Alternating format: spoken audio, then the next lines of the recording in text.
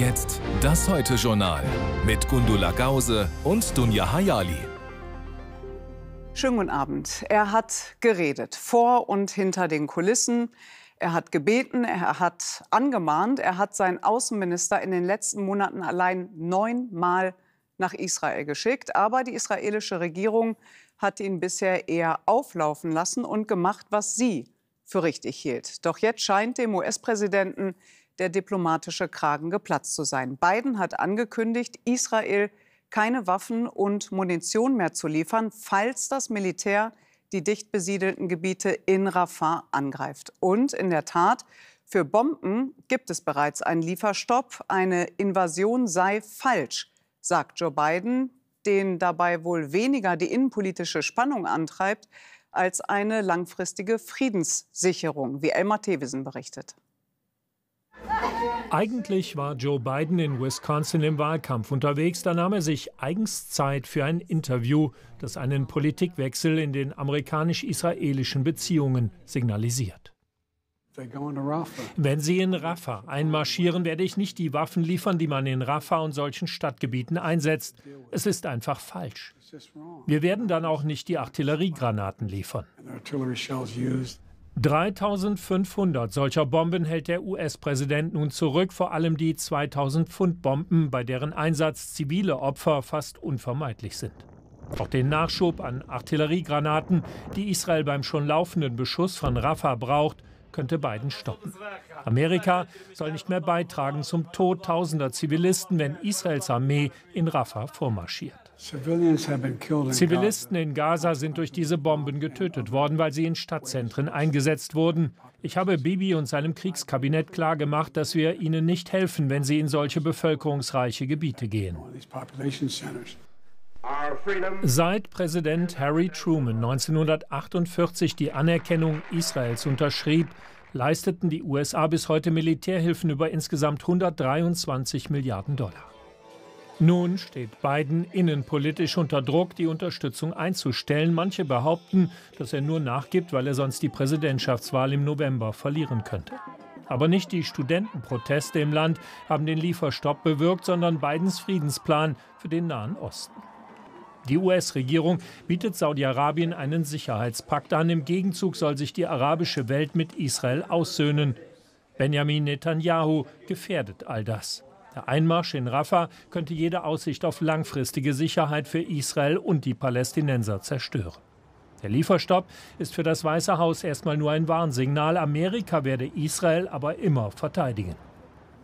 Meine Verpflichtung für die Sicherheit des jüdischen Volkes Israels und für sein Existenzrecht ist eisern, trotz unserer Differenzen. Republikanische Senatoren werfen dem Präsidenten nun Verrat vor. Wenn Joe Biden von eiserner Unterstützung spricht, dann belügt er Israel und er belügt euch alle. Der Präsident setzt darauf, dass seine Botschaft trotzdem ankommt bei der israelischen Regierung. Und die Ankündigung des US-Präsidenten ist in der israelischen Regierung auf, wenig verwundert, heftige Kritik gestoßen. Alisa Jung in Tel Aviv. Wie und wer äußert sie denn die Kritik?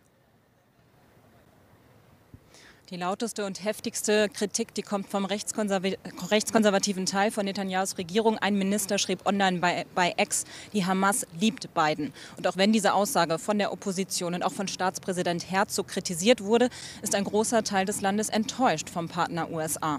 Die israelische Regierung, die gibt sich unbeirrt. Netanyahu, Regierungschef, sagte heute, man werde kämpfen, auch wenn man ganz alleine steht. Was heißt das? Die Angriffe auf Rafah, die gehen weiter. An der Südgrenze vom Gazastreifen hat Israel Panzer zusammengezogen. Und das bedeutet natürlich auch weiterhin die Drohung für die Zivilisten in Gaza, in Rafah, die bleibt bestehen, die Drohung einer Großoffensive. Nach wie vor hat Israel den Grenzübergang von Rafah unter der Kontrolle, da kommt keine Hilfe drüber rein. Und auch der zweite Grenzübergang im Süden, da stockt es mit den Hilfslieferungen nach einem erneuten Angriff der Hamas. Und nach wie vor bleibt also diese Aussage Israels ganz klar, das Ziel sei die Zerstörung von Hamas. Und man sagt auch heute, macht ganz deutlich und betont, man habe genug Waffen selbst für die Mission in Rafah. Sagt Alisa Jung live aus Tel Aviv. Vielen Dank für die Einschätzung. Ja, und die Entscheidung des US-Präsidenten war auch Thema beim Besuch des deutschen Verteidigungsministers bei seinem amerikanischen Amtskollegen in Washington. Grund für seine zweite Reise seit Amtsantritt war allerdings die Rolle Deutschlands in der Welt, in der NATO und gegenüber der Ukraine. Über all das habe ich mit Boris Pistorius gesprochen. Zuvor Thomas Reichert über Verantwortung, Deals und Dankbarkeit. Es ist ein Empfang mit allen Ehren, den sie dem deutschen Verteidigungsminister in Washington an diesem Morgen bereiten. Und es ist auch eine große Erwartung, die US-Verteidigungsminister Lloyd Austin in viel Lob verpackt, dass Deutschland das 2%-Ziel der NATO erfülle, dass Deutschland nach den USA der zweitgrößte Geber für die Ukraine sei und dass das mindestens so bleiben solle. Deutschland hat entscheidende Luftabwehrsysteme und Artillerie zur Verfügung gestellt und wir werden unsere enge Partnerschaft fortsetzen, um sicherzustellen, dass die Ukraine über die Fähigkeiten verfügt, die sie braucht, um auf dem Schlachtfeld erfolgreich zu sein. Pistorius will bei seiner US-Reise das Bild zurechtrücken, wonach Deutschland bei seinen Sicherheitsausgaben auf Kosten Amerikas spare. Bei Boeing verrutscht dabei nur die Flagge. Schließlich kommt Pistorius als großer Kunde. 60 Transporthubschrauber vom Typ Chinook hat Deutschland bestellt. Unser Ziel ist es, die ersten Chinooks bis 2027 zu erhalten. Also bitte beeilen Sie sich. Rund 8 Milliarden Euro aus dem Sondervermögen fließen in diese Anschaffung. Der Verteidigungsminister ist ganz zufrieden im Cockpit des Chinook, weil Boeing verspricht, sich zu beeilen und auch sonst nicht mit großen Worten spart. Auch wenn ein Ozean unseren Standort in Philadelphia von Deutschland trennt, so sind wir doch eng miteinander verbunden, um Ihnen bei der Erfüllung Ihrer Verteidigungsaufgaben in den nächsten Jahrzehnten zu helfen. Minister Pistorius, ich danke Ihnen. Doch mit dem großen Bestellen könnte es bald schon wieder vorbei sein. Im Streit um den nächsten Haushalt hat Pistorius vorgeschlagen, den Posten für Verteidigung von der Schuldenbremse auszunehmen. 6,5 bis 7 Milliarden Euro will er im nächsten Jahr mehr haben für weitere Anschaffungen. Es geht um 2 Fregatten, es geht möglicherweise um 2 U-Boote, es geht um IRIS-T-Systeme, es geht um Panzer.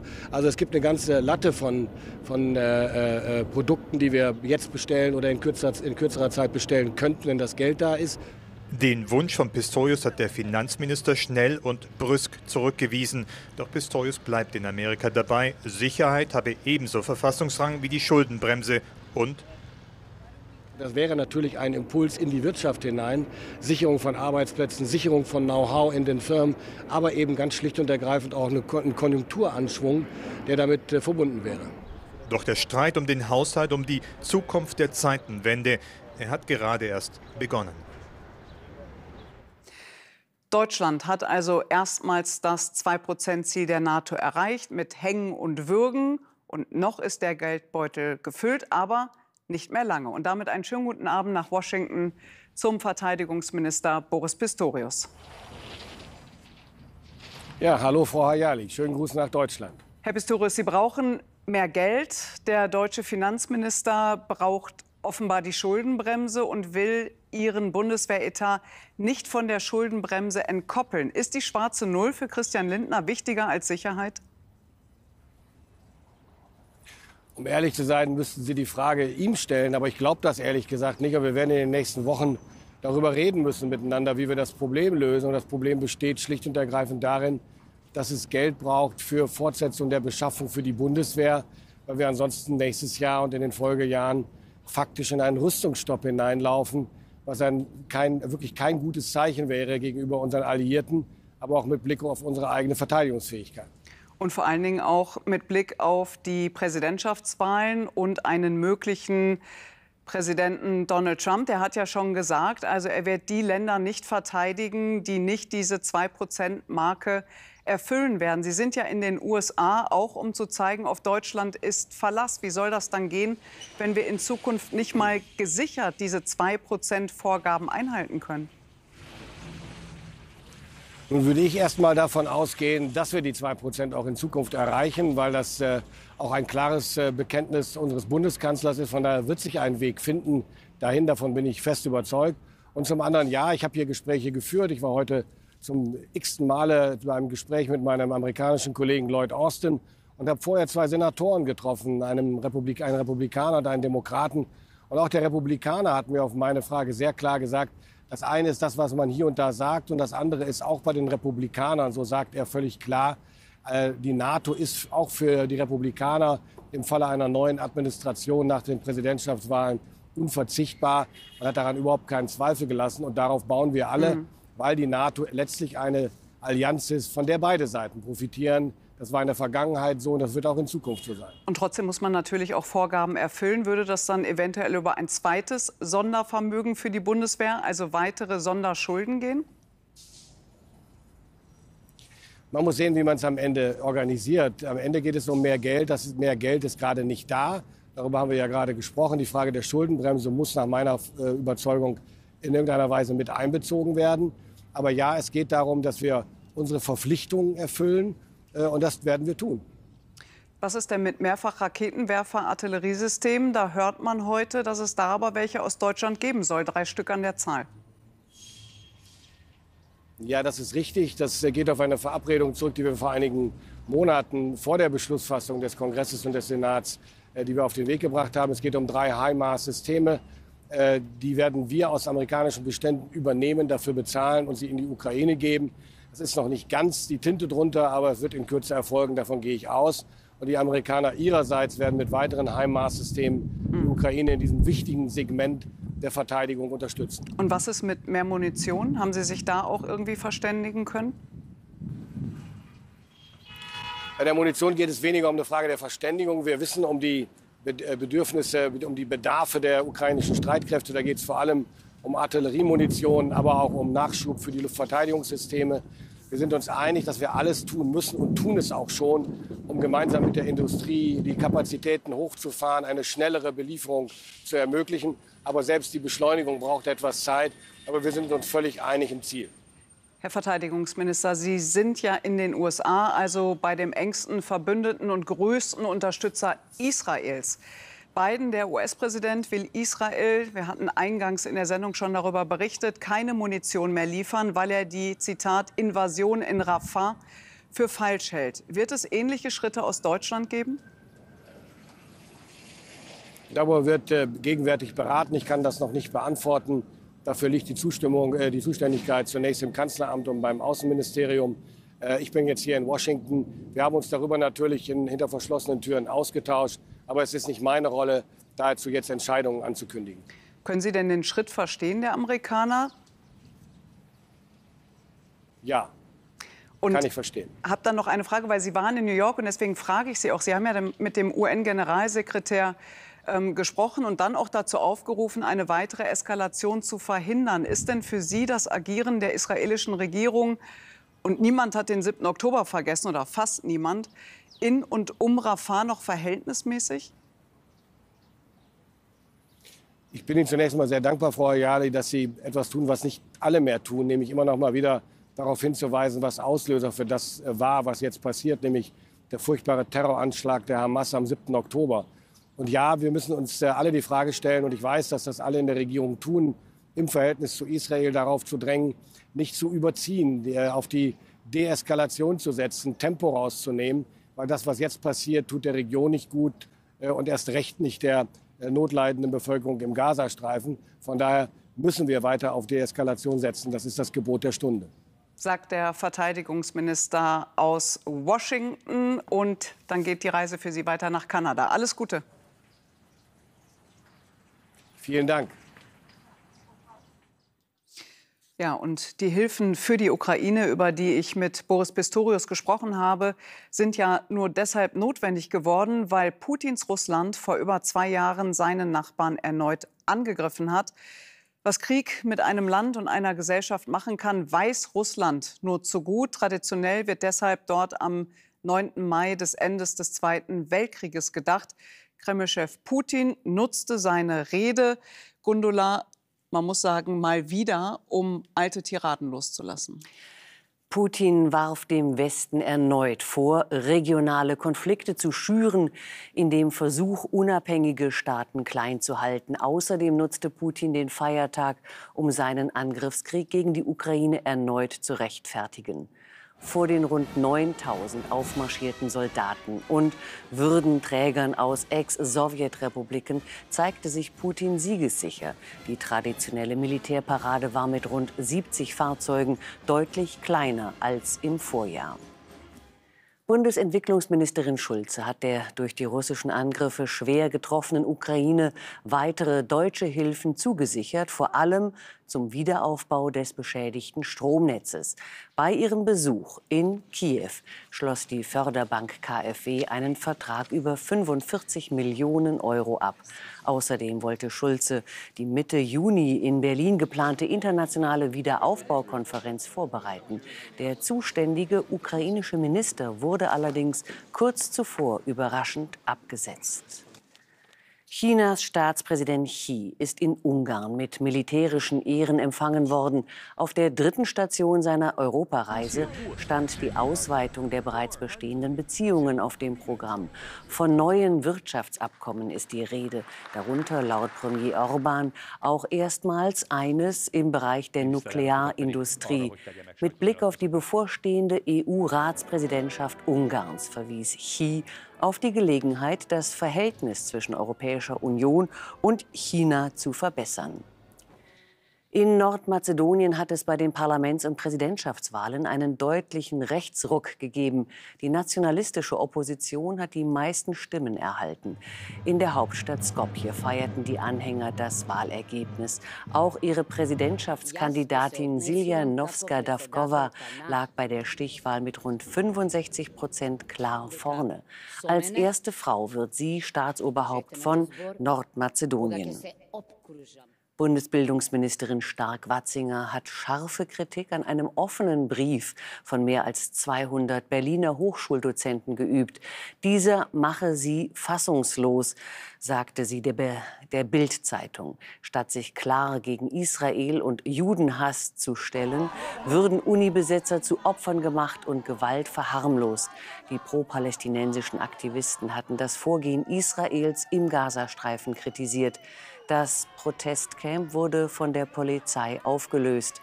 In dem Brief wurde der Hamas-Terrorangriff nicht erwähnt. Und der Hass auf Juden in Deutschland bricht sich weiter Bahn. Das Bundeskriminalamt listet für die ersten 3 Monate dieses Jahres insgesamt 793 antisemitische Straftaten auf, darunter 14 Gewalttaten. Die Delikte reichen von Beleidigung und dem Zeigen verfassungsfeindlicher Symbole bis hin zu gefährlicher Körperverletzung. Es sind bedrückende Zahlen, denen man aber kein Schweigen entgegensetzen darf, sondern Klartext, Dialogbereitschaft und Versöhnung. Und genau für diesen Dreiklang steht der Präsident der Europäischen Rabbinerkonferenz, Pinchas Goldschmidt. Der jüdische Geistliche wurde heute dafür zusammen mit den jüdischen Gemeinschaften in Europa mit dem Internationalen Karlspreis ausgezeichnet. Jutta Sonnewald.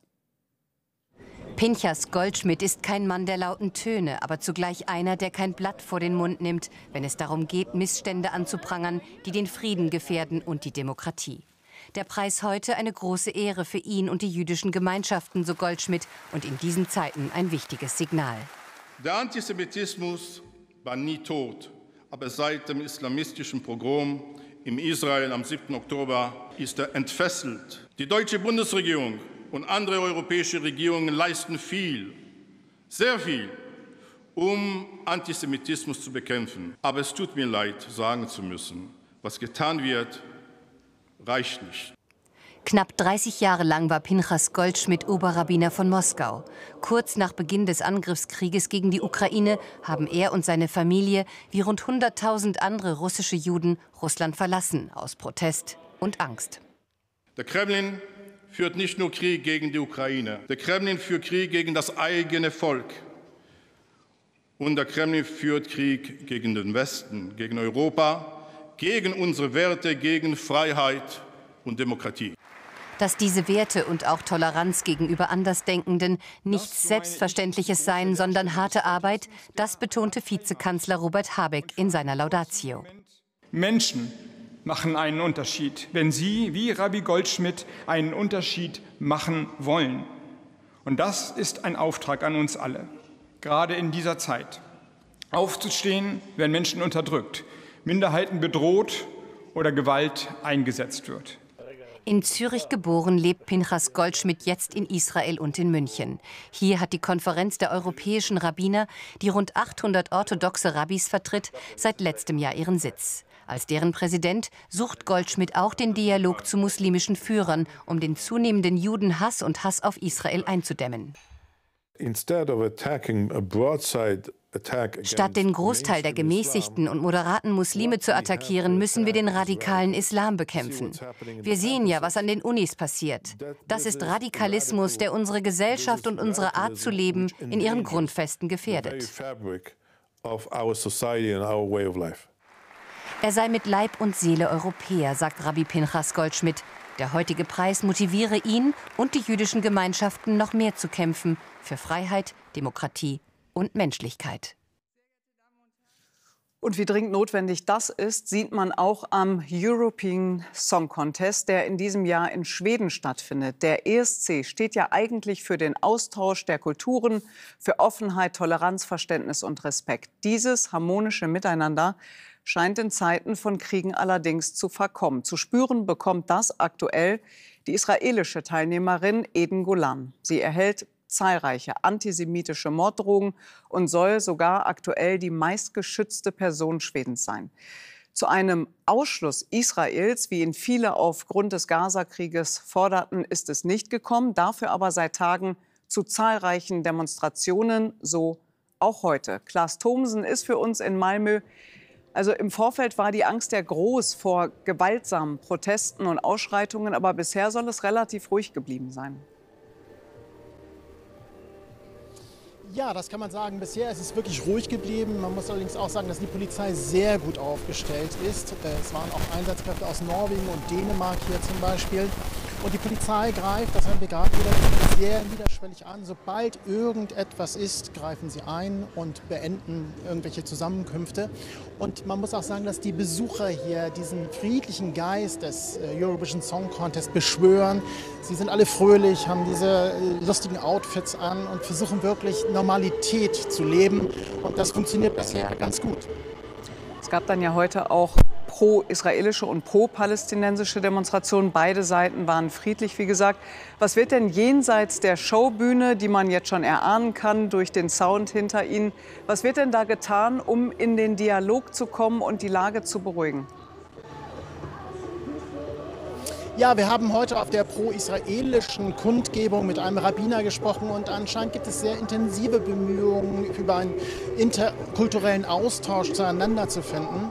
Und das läuft schon sehr lange und läuft immer auch noch weiter und das funktioniert anscheinend. Wir haben auch mit dem deutschen Teilnehmer Isaac heute gesprochen. Auch er bemüht sich sehr um eine normale Abwicklung des Eurovision Song Contest. Und er sagt, ja, nun müssen wir mal wieder zurückkommen und Musik soll ja alle vereinen. Das ist ja auch das Motto hier. Spannend ist nochmal, in den kommenden Minuten wird die israelische Künstlerin auftreten, wie sie vom Publikum empfangen wird. Es wird befürchtet, dass sie vielleicht ausgebuht wird oder ausgepfiffen, aber das muss man jetzt abwarten. Das wird sich in den nächsten Minuten rausstellen. Dann vielen Dank und wir hoffen natürlich, dass es ruhig bleibt. Und wir bitten an dieser Stelle vor allen Dingen, die schlechte Tonqualität zu entschuldigen. Der ESC wurde übrigens 1956 begründet als völkerverbindende Maßnahme, damit sich früher verfeindete Nationen auch auf dem Gebiet der musikalischen Unterhaltung näher kamen. Vielleicht sollte man mal wieder daran anknüpfen. Und wir knüpfen jetzt hier an die Wirtschaft an, Gundula. China ist nicht mehr der wichtigste Handelspartner Deutschlands. Nach Auswertung von Daten des Statistischen Bundesamtes haben die USA im ersten Quartal die Volksrepublik überholt. Valerie Haller, da kommt viel zusammen, auch eine neue geopolitische Ausrichtung. Richtig, laut Institut der deutschen Wirtschaft weg vom Systemrivalen China hin zum transatlantischen Partner. Das ist vermutlich auch politisch so gewollt. Die Entwicklung vom Osten zum Westen hin hat aber auch ganz handfeste Gründe. China wird schlicht unabhängiger von deutschen Importen. China stellt komplexe Güter vermehrt selbst her, die früher aus Deutschland kamen. Deutsche Unternehmen produzieren mehr direkt vor Ort, exportieren dadurch weniger.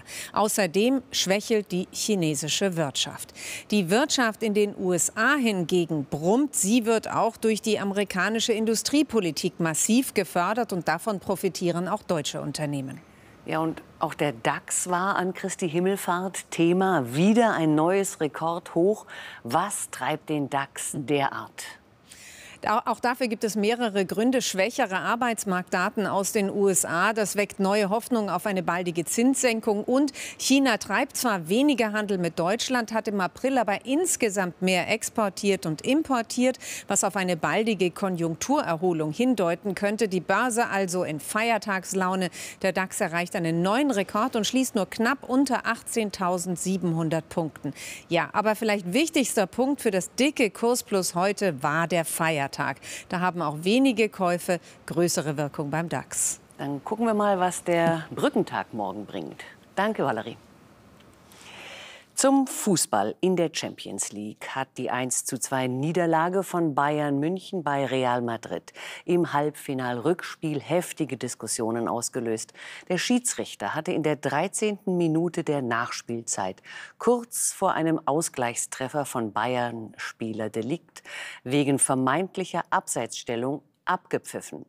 Bayern-Trainer Tuchel nahm die Entschuldigung des Schiedsrichters an, übte aber heftige Kritik. So werden also Real Madrid und Borussia Dortmund das Champions-League-Finale im legendären Wembley-Stadion bestreiten. Der spanische Rekordsieger mit bisher 14 Titeln gilt als Favorit. Das ZDF überträgt das Spiel am 1. Juni ab 20:15 Uhr. Und die Fußballerinnen des VfL Wolfsburg haben zum 10. Mal in Folge den DFB-Pokal gewonnen mit einem 2:0 gegen die deutschen Meisterinnen vom FC Bayern München. Entscheidenden Anteil an Wolfsburgs Jubiläumspokalsieg haben die Leistungen der Torfrauen auf beiden Seiten. Ein Fehler von Marla Groß im Bayern-Tor verhilft dem VfL in der 14. Minute zur Führung. Der Schuss von Jule Brandt ist im Normalfall haltbar. Kurz vor der Pause erhöht Dominik Janssen auf 2:0. Dem FC Bayern bleibt noch eine Halbzeit, um nach 2012 mal wieder diesen DFB-Pokal zu holen. Sie bekommen es aber mit Merle Froms zu tun, die im Wolfsburger Tor keine großen Fehler macht. Ob ein Kopfball von Lea Schüller oder ein Schuss von Clara Bühl, Deutschlands Torhüterin Nummer 1 garantiert den Erfolg. 2:0 gegen die Bayern. Seit 2015 hat der VfL Wolfsburg diesen Titel fest im Griff. Wir haben ja auch immer alles im Griff, aber geben gerne ab an die Kollegen um? Ja, 0:15 Uhr. Da meldet sich Christopher Wehrmann mit einer Heute Express. Und wir sehen uns dann hier morgen wieder, wenn Sie wollen. Machen Sie es gut, wo auch immer Sie sind. Tschüss, schönen Abend.